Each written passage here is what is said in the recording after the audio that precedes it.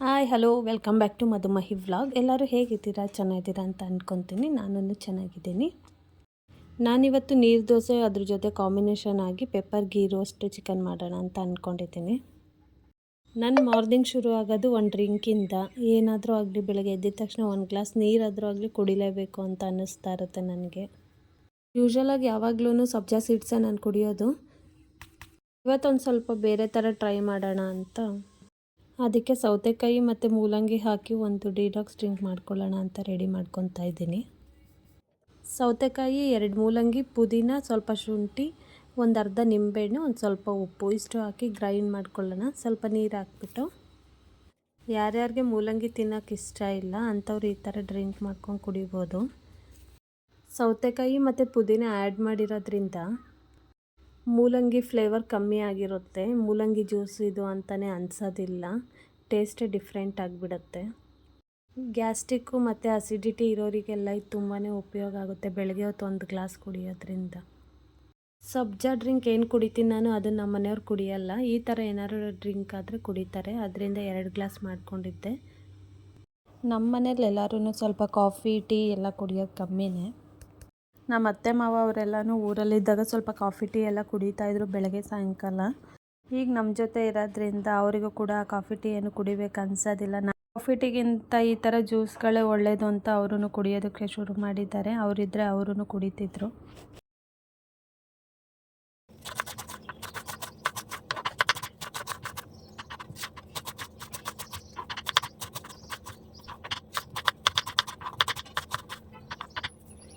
ಈಗ pepper ghee ರೋಸ್ಟಿಗೆ ready ಮಾಡ್ಕೊಳ್ಳೋಣ. ನಾನು ಆಲ್ಮೋಸ್ಟ್ ಎಲ್ಲ ಚಿಕನಿಗೂ ಕೂಡ ಚಿಕನ್ ಅಥವಾ ಮಟನ್ ರೆಸಿಪಿಗಳೇನು ಮಾಡ್ತೀನಿ ಅದಕ್ಕೆಲ್ಲ ಹುರಿದೇ ಹಾಕ್ಕೊಳ್ಳೋದು ಫ್ರೆಶ್ ಆಗಿ. ಈಗಲೂ ಇದಕ್ಕೂ ಹುರಿದು ಹಾಕ್ಕೊತಾ ಇದ್ದೀನಿ ಮಸಾಲೆನ.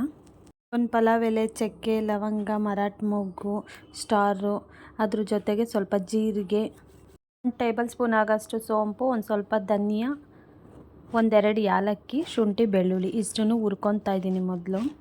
ನಾನ್ ವೆಜ್ ರೆಸಿಪಿಗಳಿಗೆ ಮಸಾಲೆ ಪೌಡರ್ ಹಾಕಿ ಮಾಡೋದಕ್ಕಿಂತ ಈ ಥರ ಫ್ರೆಶ್ ಆಗಿ ಆವಾಗಲೇ ಧನಿಯಾ ಎಲ್ಲ ಹುರ್ಕೊಂಡು ಆವಾಗಲೇ ಗ್ರೈಂಡ್ ಮಾಡ್ಕೊಂಡು ಹಾಕಿದ್ರೆ ತುಂಬಾ ಟೇಸ್ಟ್ ಬರುತ್ತೆ.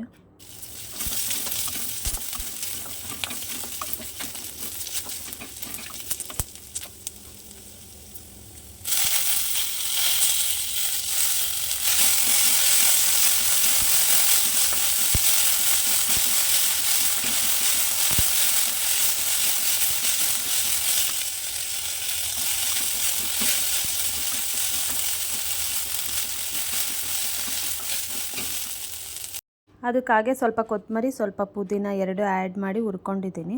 ಅದೊಂದು ಸ್ವಲ್ಪ ತಣ್ಣಗಾಗಲಿ. ಅಕ್ಕಿ ಹಾಗೆ ನೈಟೇ ನಾನು ನೆನೆಸಿಟ್ಟಿದ್ದೆ ನೀರು ದೋಸೆ ಮಾಡೋದಕ್ಕಂತಲೇ. ಇದು ನೀರು ಸೋರಿಸ್ಕೊಂಡು ಈಗ ನೀರು ದೋಸೆಗೆ ಸ್ವಲ್ಪ ಕಾಯಿನ ತೊಗೊತಾ ಇದ್ದೀನಿ ನಾನು. ಕಾಯಿ ಆ್ಯಡ್ ಮಾಡಿದ್ರೆ ತುಂಬಾ ರುಚಿಯಾಗಿ ಬರುತ್ತೆ. ಒಂದು ಅರ್ಧ ಹೋಳು ಕಾಯಿನ ಉದ್ದುದಕ್ಕೆ ಹೆಚ್ಕೊತಾ ಇದ್ದೀನಿ ಗ್ರೈಂಡ್ ಮಾಡ್ಕೊಳ್ಳೋದಕ್ಕಂತಲೇ. ಕಾಯಿ ಹಾಕೋದ್ರಿಂದ ದೋಸೆ ತಿನ್ಬೇಕಾದ್ರೆ ಆ ಫ್ಲೇವರ್ ತುಂಬಾ ಚೆನ್ನಾಗಿ ಬರುತ್ತೆ. ನಾನು ಬರೀ ಅಕ್ಕಿ ಅಷ್ಟೇ ನೆನೆಸಿಟ್ಟಿರೋದು. ಅದು ಉದ್ದಿನಬೇಳೆ ಆಗಲಿ ಏನು ಸಹ ಹಾಕಿಲ್ಲ. ಫಸ್ಟು ಈಗ ಕಾಯಿನ ಹೆಚ್ಚಿರೋ ಅಂಥದ್ದನ್ನು ಒಂದು ಮಿಕ್ಸಿಗೆ ಹಾಕ್ಕೊಂಡು ಫಸ್ಟು ರುಬ್ಕೊಂಬಿಡೋಣ. ಯಾಕಂದರೆ ಇದು ಸ್ವಲ್ಪ ತರ್ತರಿಯಾಗಿ ರುಬ್ಕೋಬೇಕು. ಅಕ್ಕಿ ಜೊತೆ ನುಣ್ಣಗಾಗೋದಿಲ್ಲ. ಅದಕ್ಕೆ ಈ ಥರ ಗ್ರೈಂಡ್ ಮಾಡ್ಕೊಂಡ್ರೆ ಆಯಿತು. ಈಗ ಇದ್ರ ಜೊತೆಗೆ ನೈಟ್ ಏನು ಅಕ್ಕಿ ನೆನೆಸಿಟ್ಟಿದ್ದೆ ಅದನ್ನು ಆ್ಯಡ್ ಮಾಡ್ಕೊತಾ ಇದ್ದೀನಿ.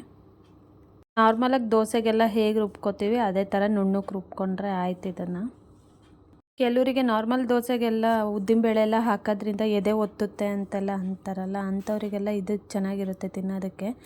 ಇದು ಹಾಗೆ ರುಬ್ಬಿ ಆಗಲೇ ಮಾಡೋದ್ರಿಂದ ಉದ್ದಿನಬೇಳೆನೂ ಸಹ ಹಾಕಿರೋದಿಲ್ಲ. ಅದರಿಂದ ಎದೆ ಒತ್ತೋದಾಗಲಿ ಯಾವುದೇ ಥರದ್ದು ಪ್ರಾಬ್ಲಮ್ಮು ಬರೋದಿಲ್ಲ. ನಾವು ನಾರ್ಮಲ್ ದೋಸೆಗೆಲ್ಲ ಹೇಗೆ ಕಲಿಸ್ಕೊತೀವಿ ಅದಕ್ಕಿಂತ ತೆಳ್ಳಗೆ ಕಲಿಸ್ಕೋಬೇಕಿದು ನೀರು ದೋಸೆ ಆಗಿರೋದ್ರಿಂದ. ಅದಕ್ಕೊಂದು ಸ್ವಲ್ಪ ಉಪ್ಪು ಆ್ಯಡ್ ಮಾಡಿಬಿಟ್ಟು ಫುಲ್ ಮಿಕ್ಸ್ ಮಾಡ್ಕೊಳ್ಳೋಣ. ಇದು ಹುರಿದಿರೋ ಮಸಾಲೆನೂ ತಣ್ಣಗಾಗಿದೆ. ಇದನ್ನು ಸ್ವಲ್ಪ ಗ್ರೈಂಡ್ ಮಾಡ್ಕೊಂಬಿಡೋಣ. ಇದಕ್ಕೆ ನೀರು ಹಾಕ್ಕೋಬೇಡಿ ಯಾವುದೇ ಕಾರಣಕ್ಕೂ. ತರ್ತರಿಯಾಗಿ ಗ್ರೈಂಡ್ ಮಾಡ್ಕೊಂಡ್ರೆ ಆಯಿತು. ಈ ರೆಸಿಪಿಗೆ ಮಸಾಲೆ ಸ್ವಲ್ಪ ಡ್ರೈ ಆಗೇ ಇರಬೇಕು ಮತ್ತು ತರ್ತರಿಯಾಗಿದ್ದರೆ ಇನ್ನೂ ಚೆನ್ನಾಗಿರುತ್ತೆ. ಈಗ ಒಂದು ಪ್ಯಾನ್ ಇಟ್ಟಿದ್ದೀನಿ. ಪ್ಯಾನಿಗೆ 2 ಟೇಬಲ್ ಸ್ಪೂನ್ ಆಗೋಷ್ಟು ತುಪ್ಪ ಹಾಕಿದ್ದೀನಿ.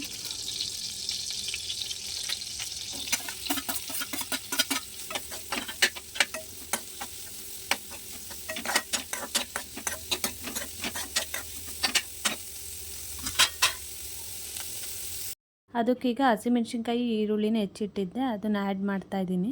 ಅದು ಸ್ವಲ್ಪ ಫ್ರೈ ಆದಮೇಲೆ ಅದ್ರ ಜೊತೆಗೆ ಚಿಕನ್ನು ಆ್ಯಡ್ ಮಾಡ್ಕೊಳ್ಳೋಣ. ಅದಕ್ಕೀಗ 1 ಟೇಬಲ್ ಸ್ಪೂನ್ ಆಗೋಷ್ಟು ಅರಿಶಿನ, ಸ್ವಲ್ಪ ಉಪ್ಪು ಆ್ಯಡ್ ಮಾಡಿಬಿಟ್ಟು ನೀಟಾಗಿ ಮಿಕ್ಸ್ ಮಾಡಿ 1-2 ನಿಮಿಷ ಬೇಯೋಕ್ಕೆ ಹಾಗೆ ಬಿಟ್ಬಿಡೋಣ. ಆ ಉಪ್ಪಲ್ಲೇ ನೀಟಾಗಿ ಅದು ಬೇಯಬೇಕು.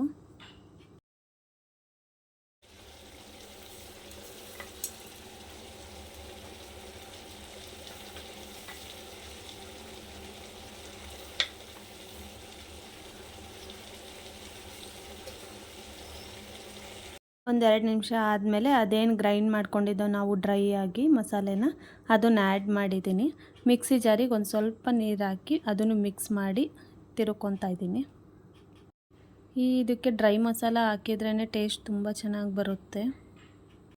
ಒಂದು 10 ನಿಮಿಷ ಬೇಯಲಿ, ಇದು ಮುಚ್ಚಿಟ್ಬಿಡೋಣ. ಆಲ್ಮೋಸ್ಟ್ 50% ಅಷ್ಟು ಬೆಂದಿದೆ. ಈಗ ಇದಕ್ಕೆ ಪೆಪ್ಪರ್ ಪೌಡರ್ನ ಆ್ಯಡ್ ಮಾಡ್ತಾಯಿದ್ದೀನಿ.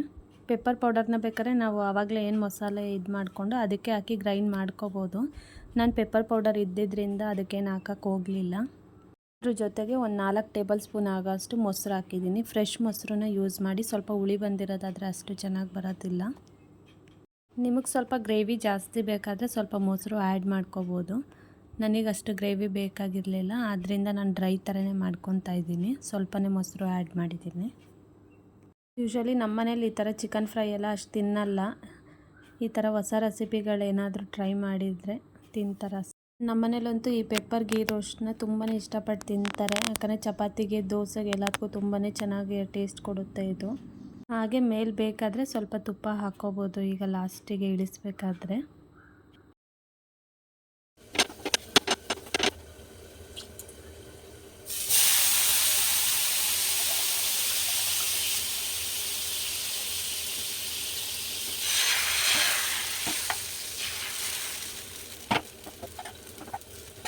ಈ ದೋಸೆನ ನಾರ್ಮಲ್ ದೋಸೆ ಥರ ಹಂಚ್ ಮೇಲೆ ಹಾಕ್ಬಿಟ್ಟು ಸವರ್ಬೇಕಂತೇನಿಲ್ಲ. ಇದ್ರ ಮೇಲೆ ಹಾಕ್ಬಿಟ್ಟು ತವ ಇಟ್ಕೊಂಡು ಸ್ವಲ್ಪ ಶೇಕ್ ಮಾಡಿದ್ರಾಯಿತು. ಅದೇ ಫುಲ್ ಸ್ಪ್ರೆಡ್ ಆಗುತ್ತೆ. ಮೊಗ್ಚಕಾಯಿ ತೊಗೊಂಡು ಎತ್ತಬೇಕು ಅನ್ನೋ ಏನು ಟೆನ್ಷನ್ ಇರೋದಿಲ್ಲ. ಅದೇ ಬಿಟ್ಟಿರುತ್ತೆ ತಳನ, ಹಾಗೆ ಮೊಗ್ಚಾಕಿದ್ರಾಯಿತು. ಈ ದೋಸೆ 2 ಕಡೆನೂ ಒಂದೇ ಕಲರೇ ಇರುತ್ತೆ. ಗೀ ರೋಸ್ಟ್ ರೆಡಿಯಾಗಿದೆ ಈಗ.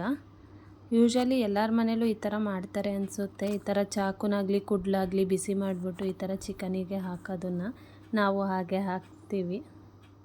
ನಮ್ಮ ಅಮ್ಮ ಮನೇಲಾಗಿರ್ಬೋದು, ನಮ್ಮ ಅತ್ತೆ ಮನೇಲಾಗಿರ್ಬೋದು, ಅವರು ಎಲ್ಲ ಇದೇ ಥರನೇ ಮಾಡ್ತಾರೆ. ಯಾಕಂದರೆ ಹೊರಗಡೆಯಿಂದ ತಂದಿರ್ತೀವಲ್ಲ, ಅದರಿಂದ ಹೊಟ್ಟೆ ನೋವು ಆ ಥರ ಏನೂ ಬರೋದಿಲ್ಲ ಅನ್ನೋದೊಂದು ನಂಬಿಕೆ.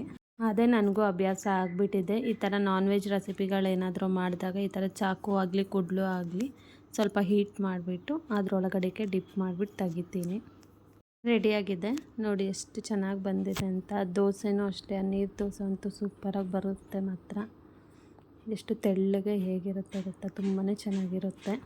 ತಿನ್ನೋದಕ್ಕೂ ಅಷ್ಟೇ ಸಾಫ್ಟಾಗಿರುತ್ತೆ. ಆ ಕಾಯಿ ಫ್ಲೇವರು ಮತ್ತು ಇದರಲ್ಲಿ ಚಿಕನಲ್ಲಿ ಪೆಪ್ಪರ್ ಫ್ಲೇವರ್ ಎಲ್ಲ ಹಾಗೆ ಬಾಯಿಗೆ ಸಿಗ್ತಾ ಇರುತ್ತೆ ತಿನ್ನಬೇಕಾದ್ರೆ. ನನ್ನ ಹಸ್ಬೆಂಡಿಗಂತೂ ಈ ಚಿಕನ್ ಅಂದರೆ ತುಂಬಾ ಇಷ್ಟ. ಈ ಥರ ಏನಾರು ರೆಸಿಪಿ ಮಾಡಿಕೊಟ್ರೆ ದೋಸೆ ಬಿಸಿ ಬಿಸಿ ಹಾಕ್ಕೊಡ್ತಾಯಿದ್ರೆ ಎಷ್ಟು ತಿಂತಾರಂತ ಲೆಕ್ಕನೇ ಇರೋದಿಲ್ಲ. ಹಾಗೆ ಇಬ್ಬರು ಒಟ್ಟಿಗೆ ಕೂತ್ಕೊಂಡು ಟಿಫನ್ನು ಮುಗಿಸ್ಕೊಂಡು, ನಾವು ಯಾವಾಗಲೂ ಹೀಗೇ ಮನೇಲಿ ಎಲ್ಲರೂ ಒಟ್ಟಿಗೆ ಕೂತ್ಕೊಂಡೆ ಟಿಫನ್ನು ಊಟ ಎಲ್ಲ ಮಾಡೋದು. ಹಾಗೆಯೇ ಇನ್ನು ಯಾರ್ಯಾರು ಸಬ್ಸ್ಕ್ರೈಬ್ ಮಾಡಿಲ್ಲ ಎಲ್ಲ ಸಬ್ಸ್ಕ್ರೈಬ್ ಮಾಡ್ಕೊಳ್ಳಿ. ಹಾಗೆ ನಾನು ಮಾಡ್ತಿರೋ ವೀಡಿಯೋಸ್ಗಳು ನಿಮ್ಗೆ ಇಷ್ಟ ಆಗಿದ್ದರೆ ಲೈಕ್ ಮಾಡಿ, ಶೇರ್ ಮಾಡಿ. ನೆಕ್ಸ್ಟ್ ವೀಡಿಯೋದಲ್ಲಿ ಮೀಟ್ ಆಗೋಣ ಅಂತ ಹೇಳ್ತಾ bye. See you on the next vlog. Thank you for watching.